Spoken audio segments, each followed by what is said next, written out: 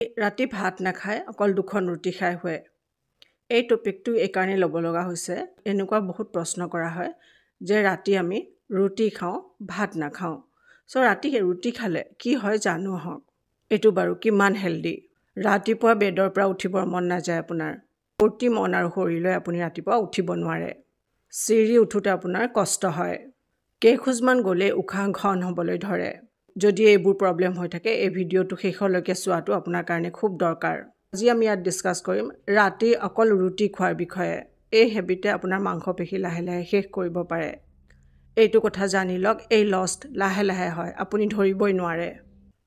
আপুনি সেই কথা তেতিয়াহে গম পায় যেতিয়া শৰীৰ একেবাৰে উইক হৈ পৰে। ৰুটি খালে শৰীৰত কি হয়? লাহে লাহে মাংসপেশী উইক হ'বলৈ ধৰে, মাংসপেশী ঢিলা হ'বলৈ ধৰে। তাত আমি আৰু জানিম কেনেকৈ এটা সৰু চেঞ্জ কৰি আপোনাৰ মাংসপেশীৰ শক্তি ঘূৰাই আনিব পাৰে। ঘেঁহুৰ ৰুটি, এইটো প্ৰায় প্ৰত্যেক ঘৰতে ব্যৱহাৰ হয়। বিশেষকৈ বয়সস্থসকলৰ প্লেটত ৰুটি থাকেই বুলি ক'ব পাৰে। অকল ৰুটি খালেই বাৰু শৰীৰত গোটেইবোৰ পৌষ্টিক তত্ত্ব পায়নে? নাপায়। ৰুটিত মেইন থাকে কাৰ্বহাইড্ৰেট, মানে ই আপোনাক শক্তি দিয়ে। শৰীৰৰ ৰিপেয়াৰিং আৰু মাংসপেশী বনাবৰ কাৰণে প্ৰটিন, ভিটামিন আৰু মিনাৰেলছ ইয়াত নাথাকে। ভাবিব লগা কথা, যেতিয়া আপুনি ৰাতি ৰুটি খাই শুৱে, আপোনাৰ শৰীৰটোৱে 8 পৰা 10 ঘণ্টালৈকে কোনো পৌষ্টিক তত্ত্ব নাপায়।